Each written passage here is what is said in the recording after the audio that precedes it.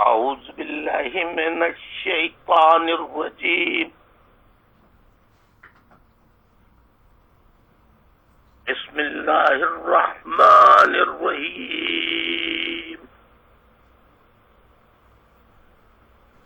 واجب الاحترام بزرگوں، میری ماں، پیاری پیاری بہنوں، عزم جعالے تحریکی ساتھیوں، تمام شعبہ جات کے ساتھیوں،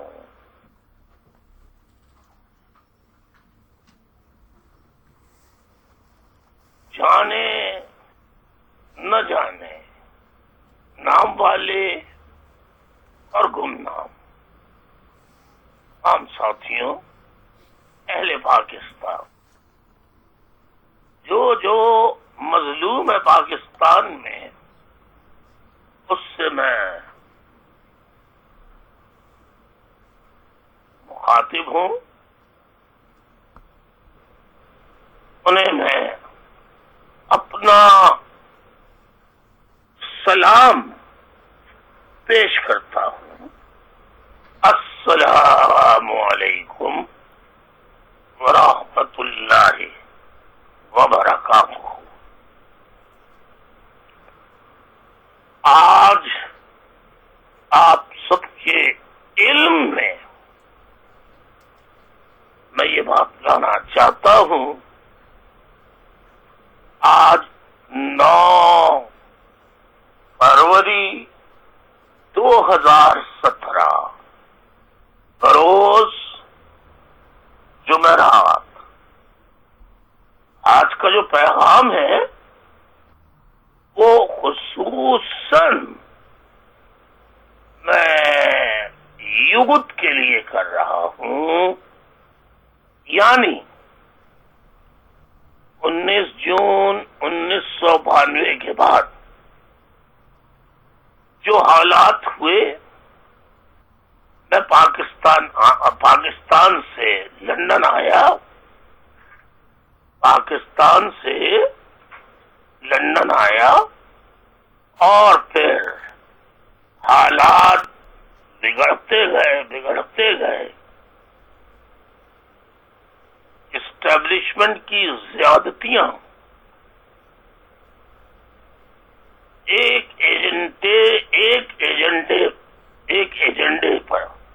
ایجنڈا تھا، 1 پوائنٹ ایجنڈ تھا. crush MQM, eliminate Muhajir as much as you can, as many as you can eliminate by hook and crook. بدقسمتی سے پاکستان میں عدالتوں کا جو سسٹم ہے، جو طریقہ کار ہے، جو طور طریقہ ہے، بہت افسوس کے ساتھ کہنا پڑتا ہے، یہ بڑا اہم ستون ہوتا ہے کسی ملک کا. ہمارے ملک میں عدالتیں جو ہیں پوری طرح نہ تو خود مختار ہیں نہ آزاد ہیں.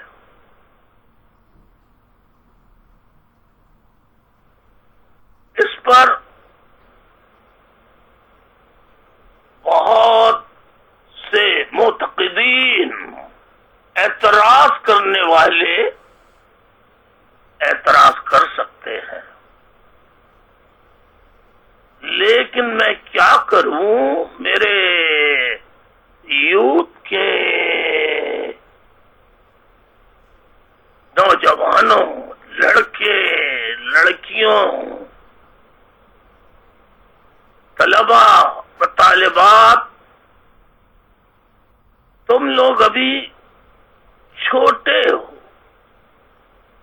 تم نے ابھی دنیا دیکھی نہیں ہے اور دنیا کی تاریخ ابھی پڑھی نہیں ہے.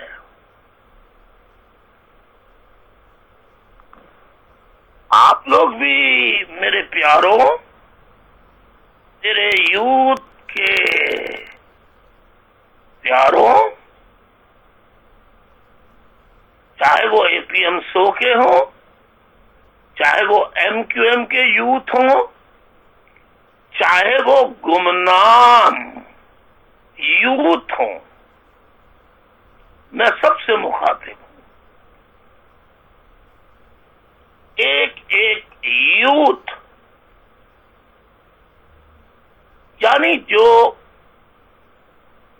میرے لندن کے بعد، لندن آنے کے بعد یا تو پیدا ہوا یا اس وقت 1 سال 2 سال 3 سال 4 سال 5 6 سال کا تھا، میکسیمم 7 سال کا،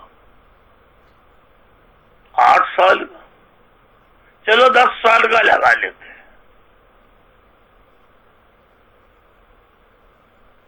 آج 26 سال ہو گئے مجھ کو۔ وہ جب میں چھوڑ کے آیا تھا جس ایج میں، وہ ایج اور 26 سال جمع کر لیں تو دیکھ لیں کہ آج ان کی کیا عمر بنتی ہے۔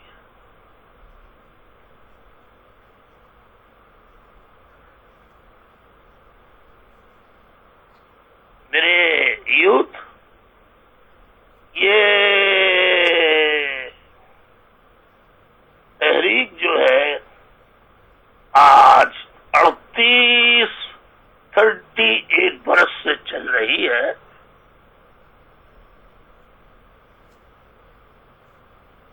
بہت مد و جزر آئے، گزر گئے، شہید ہوئے، زخمی ہوئے، جو بچ گئے سو آج وہ الطاف حسین اور اس کے پرعزم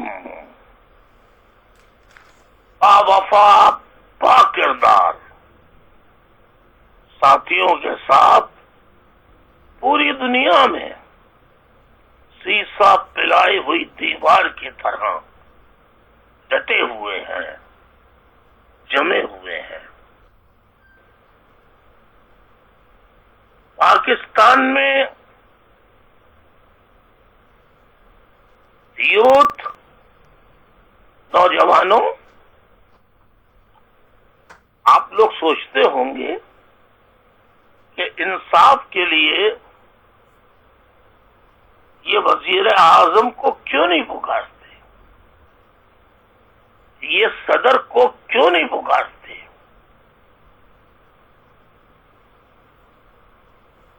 میرے یوتھ، آج ان حقائق پہ سے بھی میں پردہ ہٹاتا ہوں اور آپ کے علم میں لاتا ہوں۔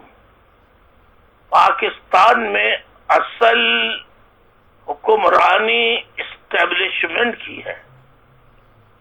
اسٹیبلشمنٹ میں بیوروکریسی، ایجنسیز، سول اور ان کو ہیڈ کرنے والی عسکری ایجنسیز اور ادارے، شعبہ جات آتے ہیں۔ یعنی دراصل پاکستان کی عدلیہ، پاکستان کی پارلیمنٹ مقننہ،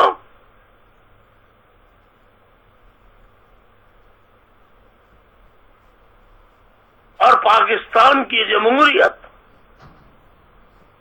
سب فوج کے ہاتھوں میں ہے۔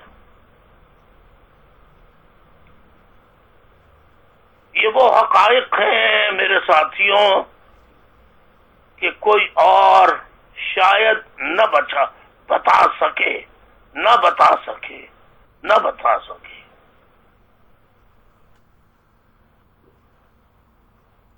میں 38 سالوں میں فوج کے تقریباً تمام چیف آف آرمی اسٹافز کے نام کھلے خط، بند خط، یعنی اسٹرکٹلی کانفیڈینشیل خطوط بھی تحریر کر چکا ہوں، مگر ہمیشہ جواب سے محروم رہا، اس لیے جب آپ کسی چیف آف آرمی اسٹاف کے پاس میرے سوالوں کا جواب نہیں تھا، نہ ہی اس میں اتنی ہمت تھی کہ وہ یہ کہنے کی جرأت کرتا کہ فوج کے سپاہیوں نے، افسران نے فلا کام جو غلط کیا ہے اسے میں غلط کہتا ہوں، اور انہیں ایسا نہیں کرنا چاہیے تھا، اور اگر آج وہ فوج میں ہیں، اب بھی ملازمت میں، تو میں ان کے خلاف ایکشن لوں گا۔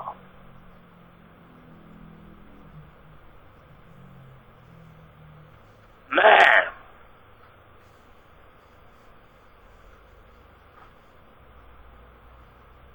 اس سے پہلے کہ آگے جاؤں یوتھ،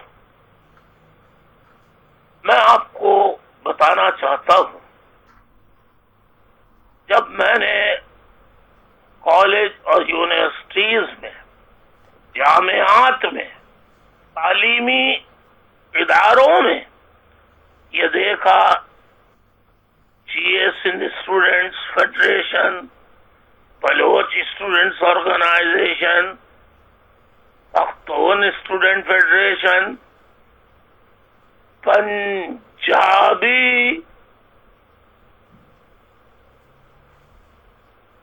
اسٹوڈنٹ ایسوسی ایشن، اور پورے پاکستان کی ایتھنک اور لنگوسٹک پارٹیوں کے یوتھ کے بینرز میں نے دیکھے ان تعلیمی اداروں میں۔ تو میں نے کل بھی کہا تھا، آج بھی کہہ رہا ہوں، مجھے اپنی شناخت کا احساس ہوا۔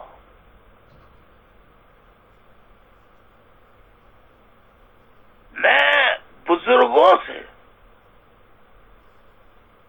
ایک چیز، ایک عادت بچپن سے میری رہی ہے کہ ایک تو ہمارے یہاں کی روایات یہ تھیں کہ جب بزرگ بیٹھا کرتے تھے تو اس میں بچوں کو بیٹھنے کی اجازت نہیں ہوا کرتی تھی،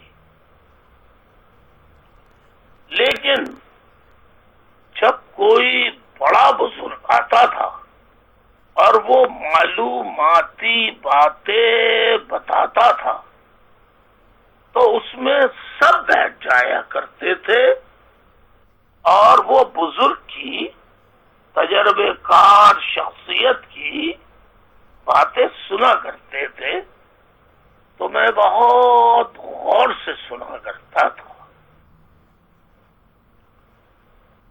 میں بعد میں آؤں گا اس بات پر۔ تو جب شناخت کا احساس ہوا تو میں نے کہا کہ ہماری تو کوئی شناخت بھی نہیں ہے، ہمیں کوئی اپنے ساتھ شامل کرنے کے لیے تیار بھی نہیں ہے۔ تو سب کی اپنی اپنی تنظیمیں ہیں، تو کیوں نہ اپنی شناخت، اپنی پہچان اور اپنی بھی ایک آئیڈینٹیفیکیشن، ہماری بھی تو کوئی آئی ڈی ہونی چاہیے نا۔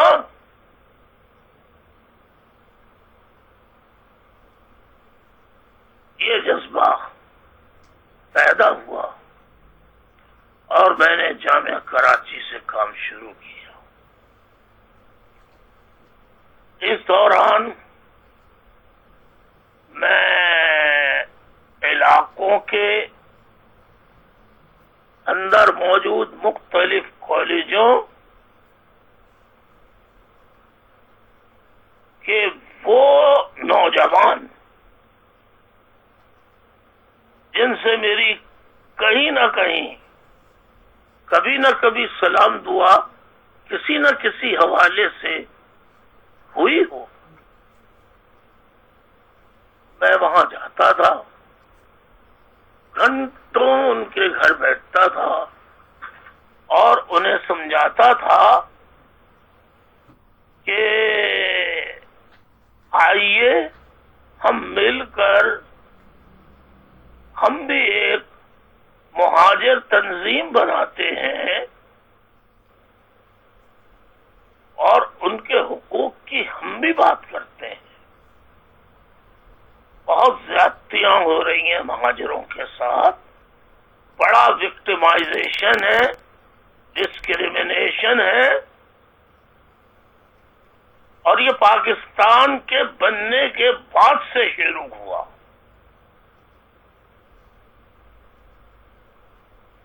تو بیشتر تو حیران ہو جاتے تھے کہ پاکستان کے بننے کے بعد سے کیسے شروع ہوا۔ آئیے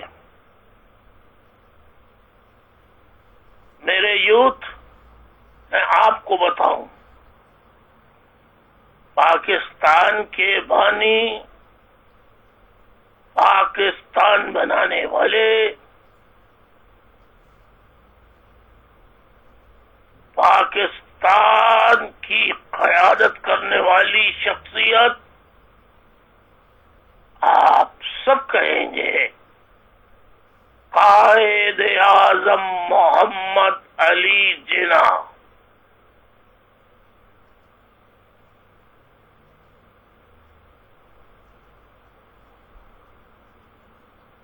پہلا مہاجر دشمنی کا کام یہ ہوا کہ 11 اگست 1947 کو کانسٹیٹوئنٹ اسمبلی سے قائد اعظم نے پہلا خطاب کیا، جس کے الفاظ یہ تھے: اب پاکستان بن گیا ہے، پاکستان میں رہنے والے ہندو، عیسائی، یہودی، احمدی، سکھ، پارسی، زرتش، غرض یہ گوتم بدھ کے ماننے والے بدھ مت،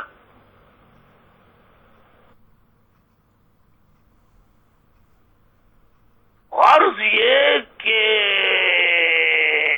جو بھی پاکستان کے جغرافیے میں رہتا ہے وہ پاکستانی ہے برابر کا،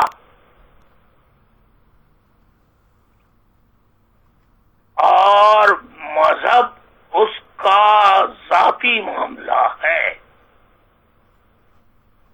ریاست میں مذہب کا کوئی عمل دخل نہیں ہوگا، ریاست میں مذہب کا کوئی عمل دخل نہیں ہوگا۔ ریاست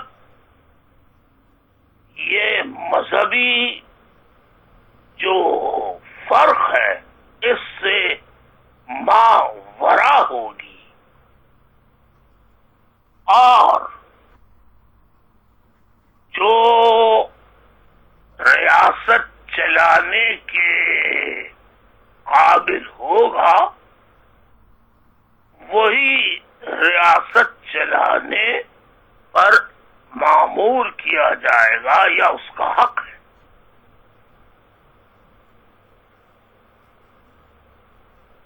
پھر انہوں نے کہا کہ ہندو آزاد ہیں، سکھ آزاد ہیں، عیسائی آزاد ہیں، مسلمان آزاد ہیں کہ وہ اپنے مندروں میں جائیں، گوردوارے میں جائیں، اپنے کلیسا چرچ میں جائیں یا مسجد میں جائیں۔ ریاست کا کوئی سروکار نہیں ہے اس سے۔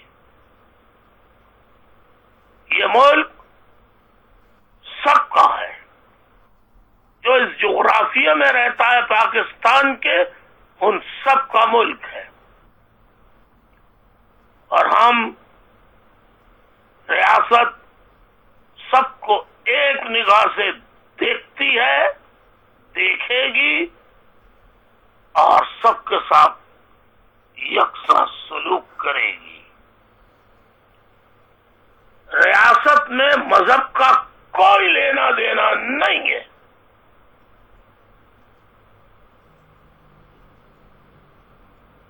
یہ قائد اعظم محمد علی جناح کی پہلی کانسٹیٹوئنٹ اسمبلی سے تقریر تھی۔ پہلا عصبیت تعصب یہ ہوا کہ قائد اعظم کی اس تقریر کو تعلیمی نصاب سے باہر نکال پھینکا۔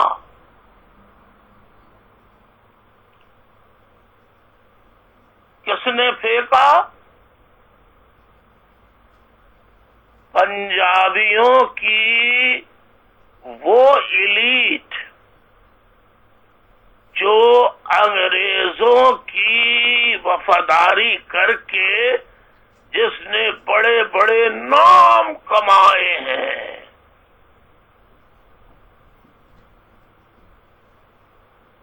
بڑی بڑی جاگیریں لی ہیں، انگریزوں سے وفاداری کر کے، اور ہر حملہ آور کی وفاداری کر کے قالین بچھا کر اس کا استقبال کیا ہے، انعام و اکرام و دیگر لوازمات کی پیشکشیں کی گئی۔ حملہ آوروں کو انہوں نے اس کو نکال دیا، اور قائد اعظم کو راستے سے ہٹانے کی کوششیں کی گئی۔ انہیں سلو پوائزن دیا گیا، اور زیارت میں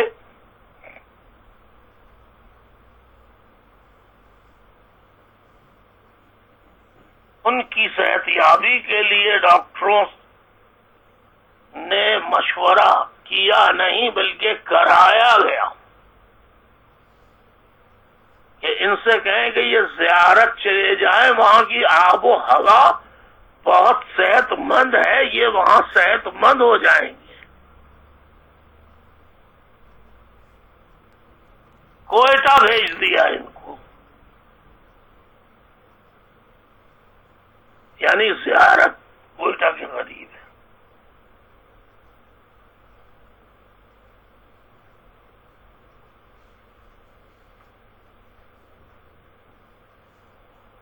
تو وہاں پر قائد اعظم محمد علی جناح کے ساتھ صرف ان کی بہن فاطمہ جناح، محترمہ فاطمہ جناح، ان کی دیکھ بھال کیا کرتی تھیں۔ دن بدن قائد اعظم کی طبیعت بگڑنے لگی اور جب ان کی سانس اکھڑنے لگی تو محترمہ فاطمہ جناح نے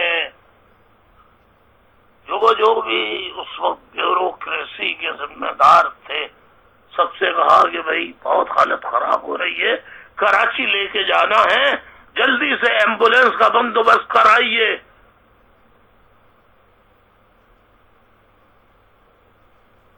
میرے نوجوانوں، لڑکے لڑکیوں، طالب علم، طلبہ طالبات، یہ بات تمہیں کسی کتاب میں نہیں ملے گی، میں سچ بتا رہا ہوں۔ میں نے زندگی میں جھوٹ بولا ہی نہیں، اور اللہ کبھی مجھ سے جھوٹ نہ بلوائے۔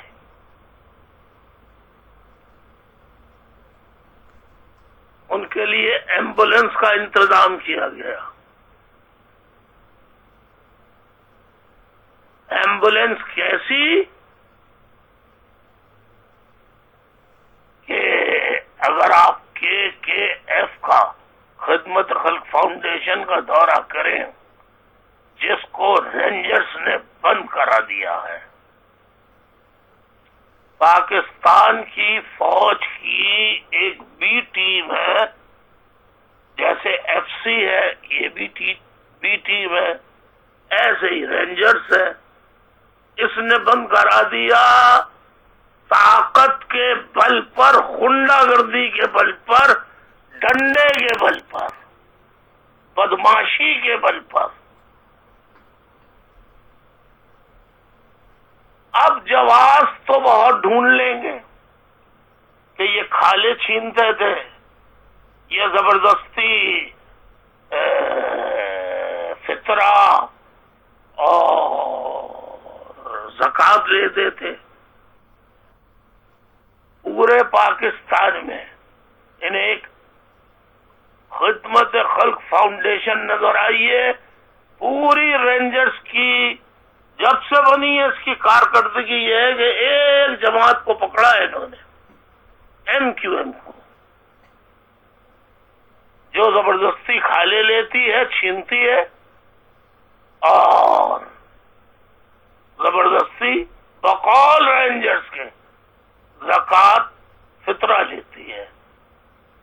اتنی بڑی آرگنائزیشن ایم کیو ایم کی، اگر اس میں 5%، 3%، 2%، 1% بددیانت، بےہودہ، کمینہ صفت، خراب خون رکھنے والے، بے ایمان، دھوکے باز شامل ہو جائیں اور وہ غریبوں کے نام پہ جمع کردہ رقم کو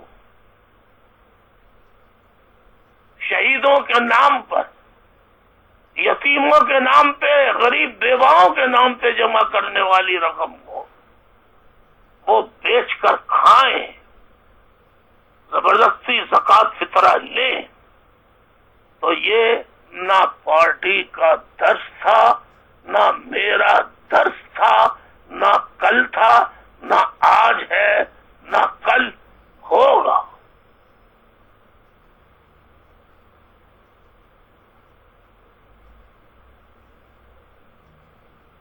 میرے بھائیوں،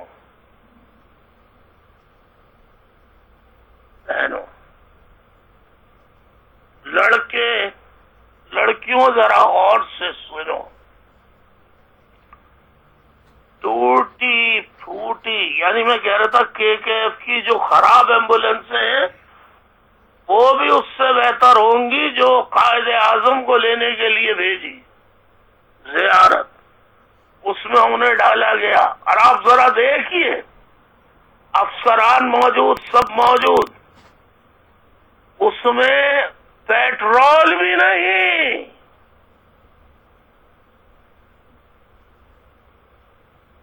وہ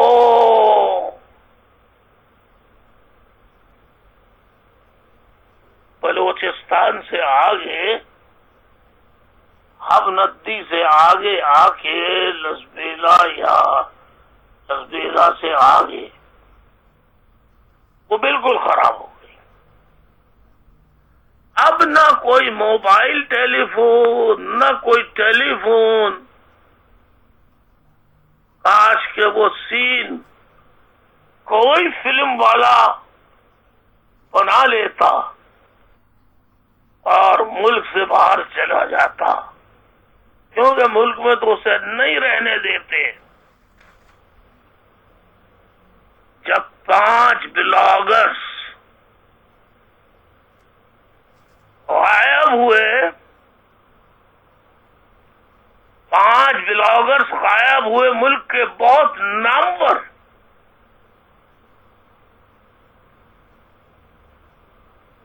21 دن تک غائب رہے. اور جب پوری دنیا میں بہت شور ہوا، ڈونلڈ ٹرمپ نے 7 ممالک کے مسلم ممالک کے نام لیے اور کہا کہ پاکستان، ایران، سعودی عربیہ لسٹ پہ ہے. تو فوج کو ڈر لگا. فوراً حافظ سعید کو، جو فوج کی پروٹیکشن میں پل رہا تھا، جیسے لال مسجد ISI کے کنٹرول میں ہے،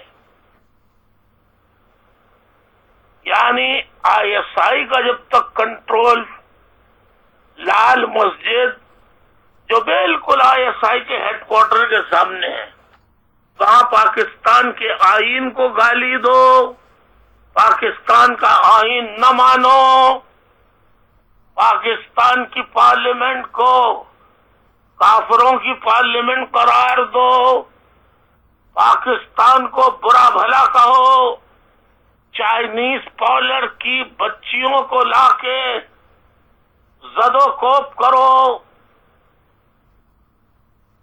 اور گاڑیاں چلانے والی عورتوں کو پکڑ کے اندر لاؤ، مارو پیٹو.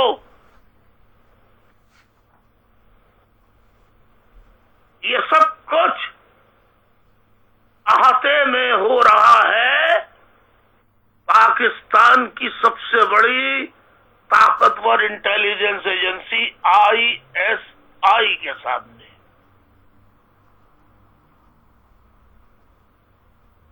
وہاں 8 کمانڈوز ریگولر آرمی کے لال مسجد کے بنکر سے فائرنگ کر کے، بم مار کے انہیں ہلاک کر دیا جائے، شہید کر دیا جائے،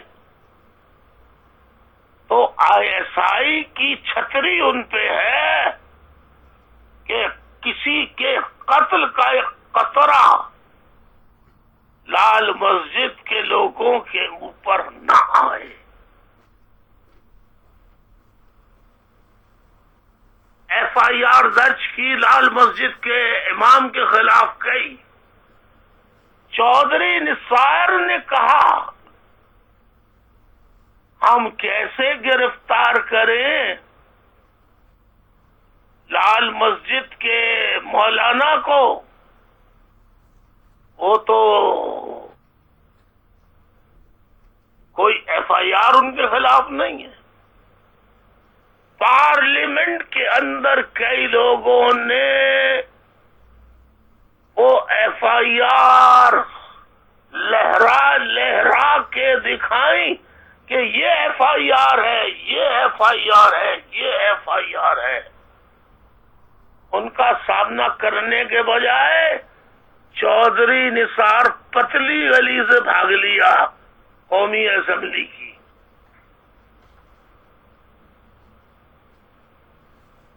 میرے یوتھ،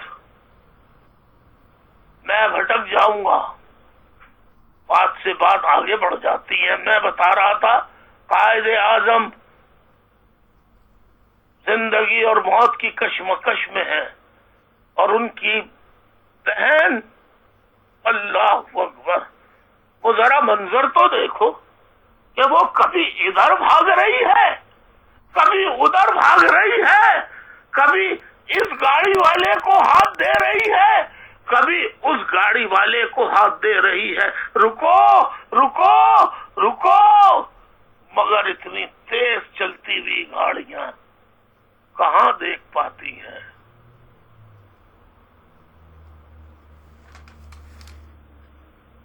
ذرا اس بہن کا عالم دیکھو،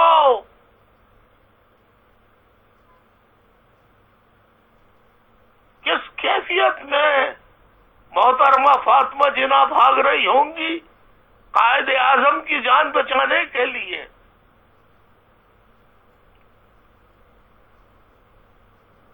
پتہ نہیں کس نے کیسے وہ گاڑی کوئی رکی اور کس طرح ان کو اسپتال پہنچایا گیا، لیکن جو کچھ ان کو دیا گیا سلو پوائزن، اس نے کام کر دکھایا اور وہ اللہ کو پیارے ہو گئے۔ اب اس کی گواہ جو ہیں وہ محترمہ فاطمہ جناح تھی۔ محترمہ فاطمہ جناح نے جنرل ایوب خان فوجی ڈکٹیٹر کے خلاف انتخابات لڑے۔ اس پہ میں کسی اور وقت بات کروں گا۔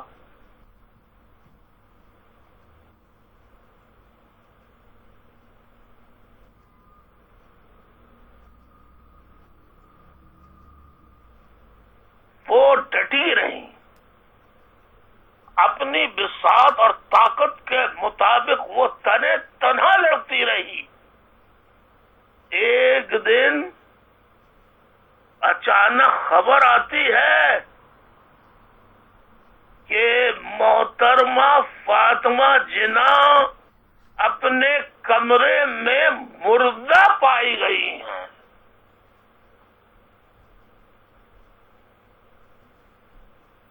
اس کی تحقیقات کا آج تک پتہ نہیں چلا، جیسے کہ 21 دن تک 5 نامی گرامی اچھے ہیں یا برے ہیں، محب وطن ہیں یا ملک دشمن ہیں، جو غائب ہوئے ان پہ فوج مقدمہ چلاتی۔ یہ فوج، ذرا غور سے سنیے، یہ رینجرز نے کل پھر اسلحہ نکالا۔ کل یعنی 8 فروری کو کہیں سے، اور کہا یہ اتنی کلیشن کوف ہیں، اتنے وہ پتہ نہیں کون سی چیزیں برآمد ہوئی، اور یہ MQM عسکری ونگ لندن کو استعمال کرنا تھا۔ یہ ٹیکنیک تو امریکہ کے پاس بھی نہیں ہے جو پاکستان کی فوج کے پاس ہے، کہ اسلحہ بولتا ہے کہ اس اسلحہ کو کون استعمال کرے گا؟ ہزاروں میل دور بیٹھے ہوئے لوگوں کو استعمال کرنا ہے۔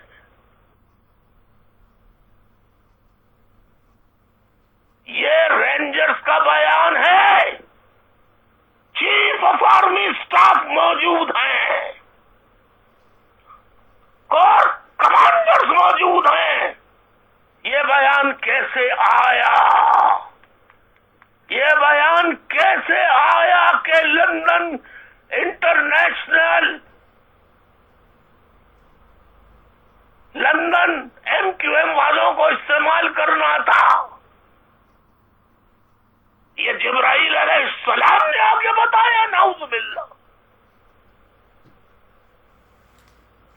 کس نے بتایا؟ میرے ساتھیوں، جب تک میں زندہ ہوں میں ایک ایک پول ان کی کھولتا رہوں گا، اور میں تمہیں یہ بھی بتاؤں گا کہ ایک عام فوجی، غریب فوجی کو جس کی زندگی بارڈر پر گزر جاتی ہے، دھوپ، گرمی، جاڑے، سردی، بیوی بچوں سے 2-2 3-3 سال دور رہ کر وہ اپنے بچوں اور بیوی سے نہیں مل سکتا، وہ ریٹائرڈ ہوتا ہے تو اسے کیا ملتا ہے؟ اور ایک جرنل جس کا باورچی الگ، مالی الگ، کھانا پکانے والا الگ، بچوں کو اسکول لے جانے والا الگ، اور نہ جانے کیا کیا مراد جو کسی بادشاہ کو بھی کیا حاصل ہوں گی، اس کو ریٹائرڈ ہونے کے بعد پتہ نہیں کتنے کشمیر ہیں جو کشمیر فتح کرنے کے بعد انہیں انعام میں سینکڑوں ایکڑ زمین، زرعی زمین مفت انعام میں تقسیم کی جاتی ہے، انعام میں۔ یہ نظام بدلنے کی ضرورت ہے میرے ساتھیوں، یہ پوری دنیا میں ایسا کئی نظام نہیں ہے، کہیں نظام نہیں ہے، کہیں نظام نہیں ہے سوائے انگریز کی بنائی ہوئی فوج کے جو چھوڑے ہوئے لوگ ہیں پاکستان میں، وہی نافذ ہے۔ انگلستان میں بھی، انگلینڈ میں بھی یہ نظام نافذ نہیں ہے، نہیں ہے، نہیں ہے۔ قائد اعظم محمد علی جناح وفات پا گئے، محترمہ فاطمہ جناح مردہ پائی گئی اپنے کمرے میں، آج تک تحقیقات نہیں ہو سکی۔ میرے نوجوانوں، خان لیاقت علی خان دستے بازو قائد اعظم، ان کو راول پنڈی میں لیاقت باغ میں بھرے جلسے میں گولی مار کر شہید کر دیا گیا۔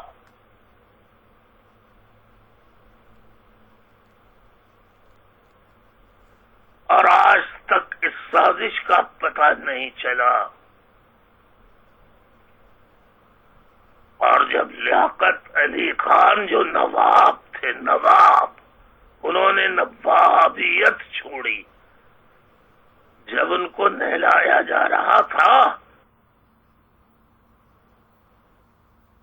تو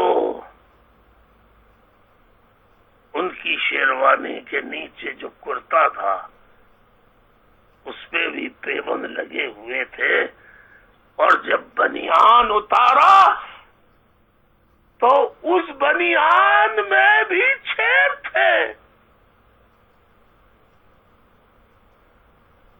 یہ مہاجروں کی مختصر سی داستان ہے۔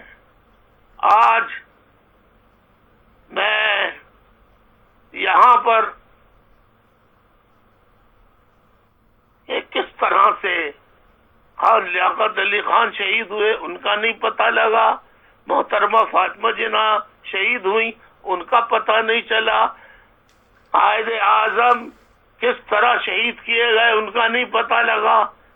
یہاں تک بات ختم کر کے آج کا درس یہیں ختم کرتا ہوں، پھر میں بتاؤں گا کہ پھر میں نے کیسے جامعہ کراچی میں تحریک کا آغاز کیا۔ اللہ آپ سب کو خوش رکھے. اللہ آپ سب کو ثابت قدم رکھے. اور جو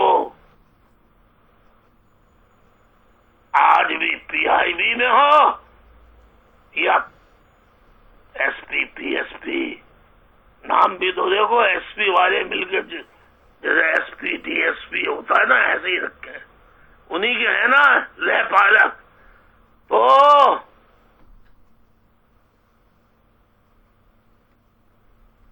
اپنے گریبانوں میں تو جھانک کے دیکھو، شہیدوں کو دیکھو اور اپنی حرکتوں کو دیکھو. روز محشر کیا منہ دکھاؤ گے؟ تمہارے عمرے، تمہارے حج، تمہاری نمازیں. کس کو دھوکہ دے رہے ہو؟ اللہ کو.